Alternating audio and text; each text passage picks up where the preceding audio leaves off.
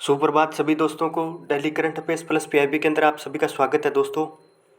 आज है 17 दिसंबर और 17 दिसंबर की जो भी परीक्षा के दृष्टिकोण से महत्वपूर्ण करंट अफेयर्स हैं आज की, वो कवर करने वाले दोस्तों। ये आज की महत्वपूर्ण सुर्खियां हैं। आइए स्टार्ट करते हैं। सबसे पहले दुर्गा पूजा को यूनेस्को के द्वारा अमूर्त सांस्कृतिक विरासत सूची के अंदर शामिल किया गया है दोस्तों। ये भारत का 14वां है जिसको यूनेस्को के द्वारा इस प्रतिनिधि सूची के अंदर शामिल किया गया है दोस्तों। याद रखना, इससे पहले 13 भी शामिल किए जा चुके हैं, जिनको आगे पढ़ने वाले हैं। दुर्गा पूजा दोस्तों एक 5 दिवसीय त्यौहार है, जो खासतौर से भारत का जो बंगाली समुदाय है उनके द्वारा नवरात्रा के दौरान माता दुर्गा रानी की पूजा की जाती है दोस्तों। और ये नवरात्रा के दौरान जब 9 दिन के नवरात्रा रहते हैं, उसमें 5वें जो नवरात्र है उसकी रात से शुरू होकर 10वीं तक चलता है दोस्तों, दुर्गा माता का त्यौहार। और ये खासतौर से किन में प्रचलित है? बंगाली समुदाय के अंदर प्रचलित है। अभी तो दोस्तों ये पूरे विश्व के अंदर फैल चुका है। तो ये धर्म और संस्कृति का एक उत्कृष्ट संगम है दोस्तों। याद रखना, दुर्गा पूजा के दौरान धर्म के साथ साथ दोस्तों संस्कृति का और शक्ति की एक तरह से उपासना की जाती है दुर्गा माता की। तो ये न्यूज़ थी, यूनेस्को के द्वारा इनको अमूर्त सांस्कृतिक धरोहर सूची के अंदर शामिल किया गया है दोस्तों। और ये जो सूची है ये 2008 के अंदर यूनेस्को के द्वारा शुरू की गई थी। कब की गई थी दोस्तों? 2008 के अंदर इस सूची को शुरू किया गया था। अमूर्त सांस्कृतिक विरासत सुरक्षा अभिसमय, ये एक कन्वेंशन या ट्रीटी साइन की गई थी एक तरह से 2003 के अंदर, अमूर्त सांस्कृतिक विरासत सुरक्षा अभिसमय, और 2008 में शुरू किया गया था। और इसका मुख्य उद्देश्य ये है कि विश्व की जो भी महत्वपूर्ण अमूर्त सांस्कृतिक धरोहर हो गई या विरासत वगैरह हो गई, उनकी बेहतर सुरक्षा सुनिश्चित करना, साथ ही उनके महत्व को लेके जागरूकता फैलाने के लिए विश्व स्तर पे, मतलब उसकी जो भी अमूल्य सांस्कृतिक धरोहर है जो प्राचीन काल के अंदर या अभी तक संजो के रखी है, उसको और ज़्यादा बेहतर तरीके से सुरक्षा दी जाए और साथ में उनके महत्व के बारे में और जागरूकता फैलाई जाए, ताकि पर्यटन को आकर्षित किया जा सके और सरकार का भी ध्यान उस अमूल्य सांस्कृतिक धरोहर की ओर आकर्षित किया जा सके या ध्यान दिलाया जा सके। इसके लिए अमूर्त सांस्कृतिक विरासत सूची का गठन किया गया था। किसके द्वारा? यूनेस्को के द्वारा। और शुरू कब किया गया था? 2008 में। और भारत की इस सूची के अंदर अभी 14 भारत के जो ट्रेडिशन वगैरह हैं वो यूनेस्को के द्वारा रिकॉग्नाइज किया गया है, शामिल किया गया है दोस्तों। 14वां अभी दुर्गा पूजा है। और सबसे पहले जो वैदिक चंटा है, यानी जो वेदों का जो गुणगान वगैरह है, उसको शामिल किया गया था 2008 के अंदर। उसके बाद रामलीला, जो उत्तर प्रदेश वगैरह जहाँ पर प्रचलित है ट्रेडिशन, 2008 के अंदर रामलीला और वैदिक चंटा, उनको शामिल किया गया था। उसके बाद में कुटियट्टम और संस्कृत जो थिएटर वगैरह है, कुटियट्टम जो केरल के अंदर प्रचलित है दोस्तों, तो उनको शामिल किया गया था। फिर रमन्ना जो हिमालयन क्षेत्र है, उत्तराखंड वगैरह हो गया जी, ठीक है, एक रिचुअल क्या है कि थिएटर फेस्टिवल है, तो रमन्ना को शामिल किया गया। उसके बाद मुडियट्टू को शामिल किया गया। ये भी एक रिचुअल थिएटर है। कहाँ पे? केरला के अंदर। मुडियट्टम और कुटियट्टम ये दोनों केरला की है दोस्तों। रिचुअल फेस्टिवल और थिएटर वगैरह है, तो इनको याद रखना। फिर राजस्थान का जो कालबेलिया डांस वगैरह और फोक संगीत वगैरह है, उसको शामिल किया गया था। फिर छऊ नृत्य एमपी का दोस्तों, मध्य प्रदेश, ये जो छत्तीसगढ़ बेल्ट वगैरह है वहाँ पे छऊ नृत्य प्रचलित है, उसको भी इसके अंदर शामिल किया गया था। बुद्धिस्ट चैंटिंग इन लद्दाख, लद्दाख के अंदर क्या है कि जो बुद्धा क्या है कि चैंटिंग, यानी जो भी गुणगान वगैरह किया जाता है बुद्ध धर्म से संबंधित लद्दाख के अंदर, तो उसको शामिल किया गया था। संकीर्तन को शामिल किया गया है। और इसके अलावा आप योगा याद रखिए 2016 के अंदर, और लास्ट का 16 के अंदर ही नवरोज, और लास्ट का दोस्तों कुंभ का मेला है 2017 के अंदर, उनको शामिल किया गया था। इस तरह यूनेस्को के द्वारा भारत की 14 ट्रेडिशंस हैं उनको रिकॉग्नाइज करके अमूर्त सांस्कृतिक धरोहर सूची के अंदर शामिल किया गया। अभी 14 याद रखिए दोस्तों दुर्गा पूजा को, और जो लास्ट वाली थी कुंभ का मेला, इसको 2017 के अंदर शामिल किया गया था 13वीं के तौर पे। तो ये सारी चीज़ें आप याद रखना दोस्तों। अगला दोस्तों 8वीं इंडियन ओशियन डायलॉग के बारे में बात करते हैं। हाल ही के अंदर विदेश मंत्रालय और भारत विश्व मामलों की परिषद, यानी इंडिया वर्ल्ड अफेयर काउंसिल है, उसके द्वारा, दोनों के द्वारा, विदेश मंत्रालय plus India world affair council है उसके द्वारा संयुक्त रूप से 8वीं इंडियन ओशन डायलॉग की बैठक आयोजित की गई थी। तो ये चीज़ याद रखिए दोस्तों, ये जो बैठक है वो इंडियन ओशन रिम एसोसिएशन, जिसकी स्थापना दोस्तों, जिसको पहले हिंद महासागर रिम इनिशिएटिव के नाम से जाना जाता था। किस नाम से जाना जाता था दोस्तों? जो इंडियन ओशन रिम एसोसिएशन है, अभी जो फिलहाल संगठन है, उसको हिंद महासागर रिम इनिशिएटिव के नाम से जाना जाता था। और जो हिंद महासागर रिम इनिशिएटिव है दोस्तों, इसकी स्थापना 1995 के अंदर की गई थी।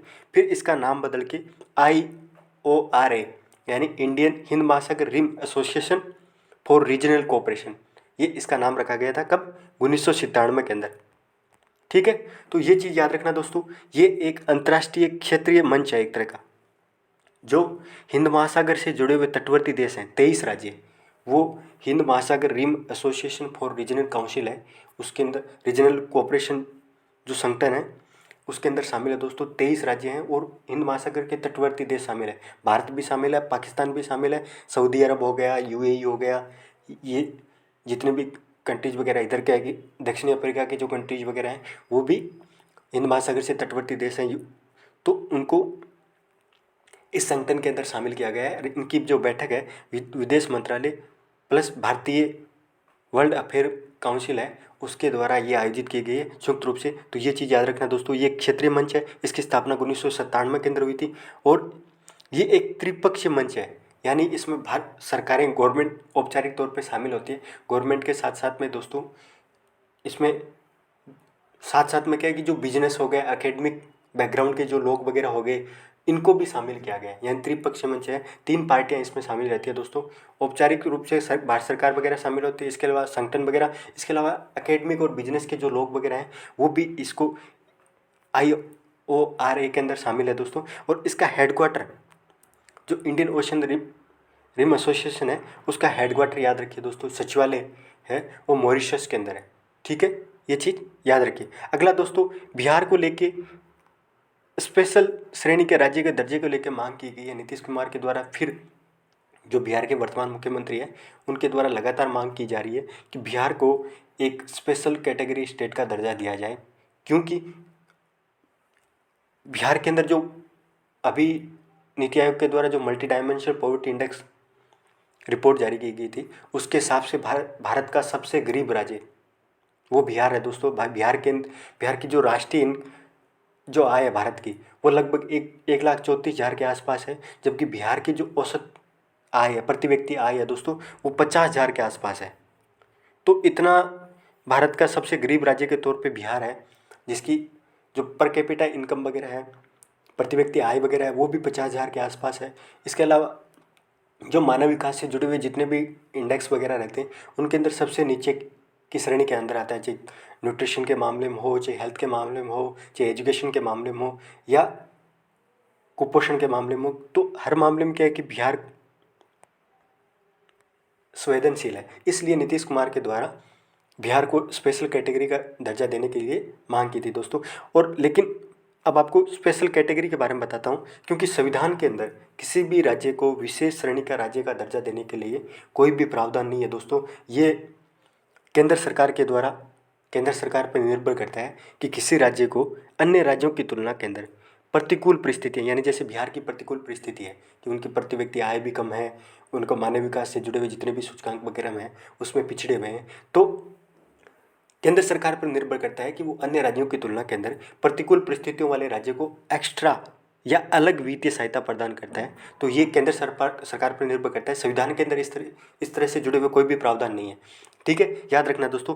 सबसे पहले वर्गीकरण है वो 1969 में 5वां वित्त आयोग की सिफारिश के आधार पे स्पेशल कैटेगरी राज्य का वर्गीकरण किया गया था। कौन से वित्त आयोग के द्वारा? याद रखिए दोस्तों, 1969 में जो 5वां वित्त आयोग था उसकी सिफारिश के आधार पर यह वर्गीकरण किया गया था। और जो ये वर्गीकरण किया गया दोस्तों, ये गाडगिल फार्मूले पर आधारित था। गाडगिल जो फार्मूला था दोस्तों उस पर आधारित था और उस वर्गीकरण को 5वें वित्त आयोग के द्वारा किया गया था कि इन कैटेगरी के अंदर विशेष श्रेणी के राज्य का दर्जा दिया जा सकता है। पहला तो यदि पहाड़ी राज्य हो, दूसरा कम जनसंख्या घनत्व हो, साथ में जनसंख्या घनत्व जनजातियाँ और जो भी जनसंख्या है उसमें जनजातियों का बड़ा हिस्सा हो, और पड़ोसी देशों के साथ सामरिक स्थिति वगैरह, यानी जिस पड़ोसी देशों के साथ सीमा साझा करता हो। इसके अलावा आर्थिक और बुनियादी अवसंरचना के आधार पर पिछड़ापन हो बहुत ज़्यादा, और राज्य की वित्त स्थिति है वो बहुत ज़्यादा अव्यवहार्य प्रकृति की हो।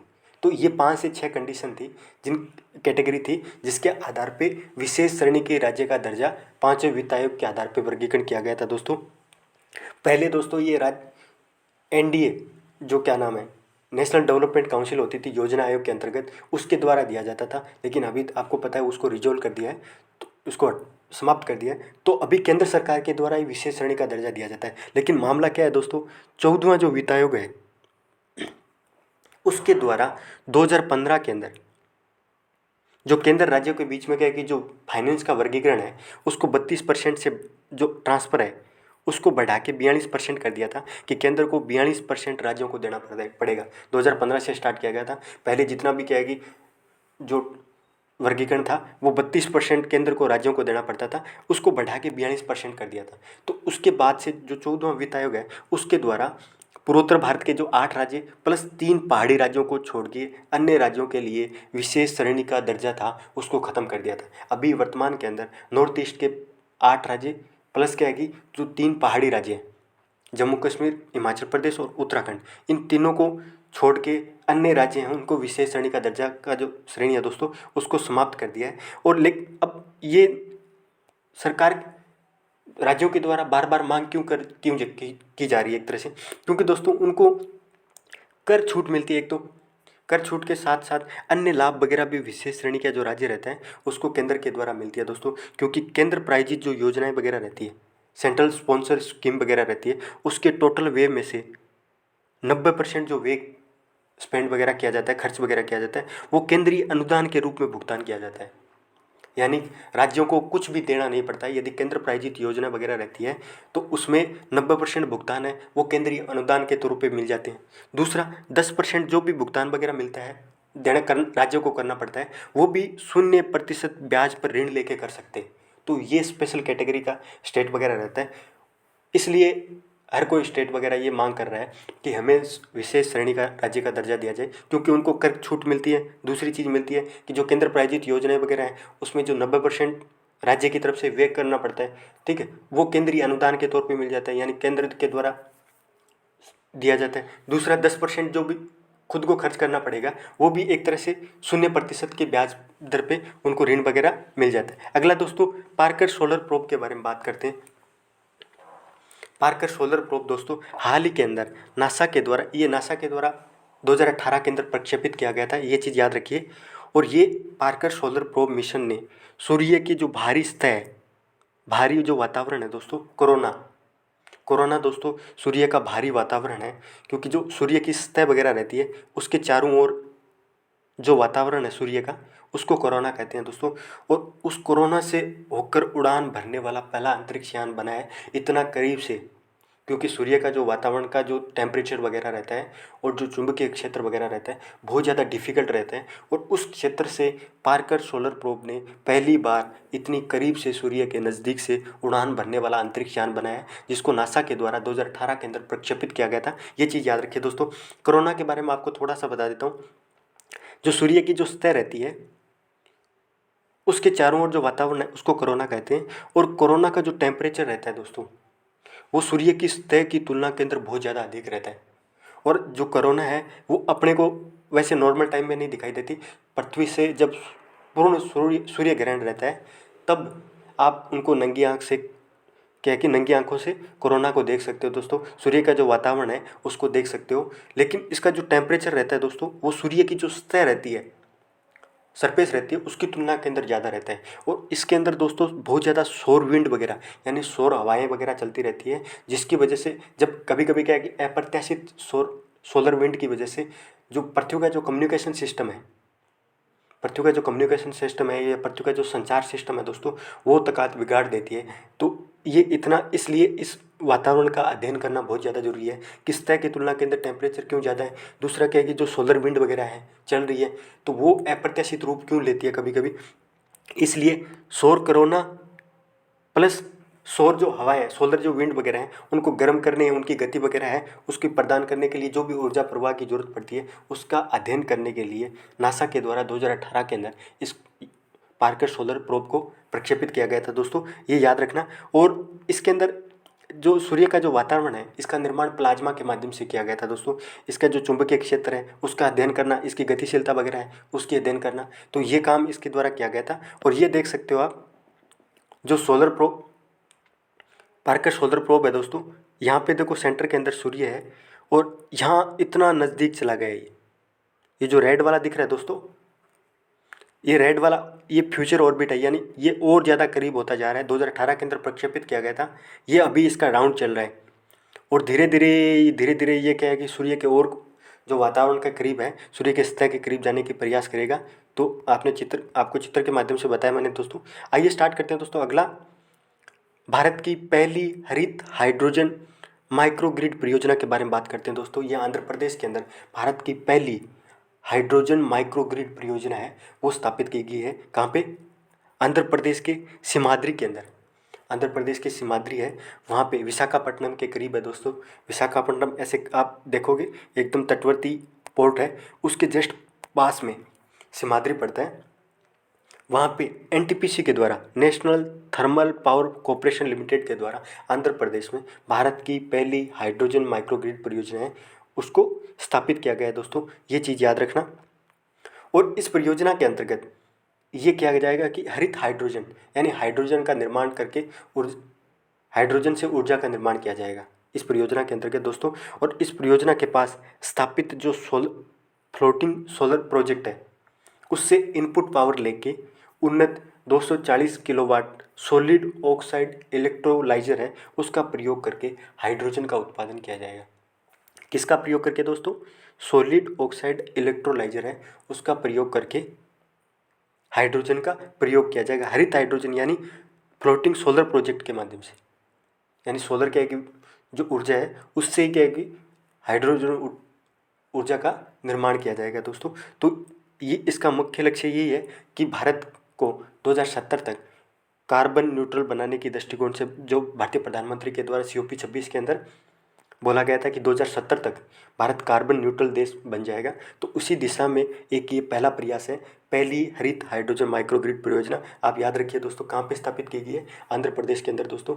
और इसी के साथ दोस्तों आज की करंट अफेयर्स है वो समाप्त होती है। मुझे उम्मीद है दोस्तों कि आप लोगों को पसंद आएगी। और लास्ट में आप सभी का धन्यवाद दोस्तों।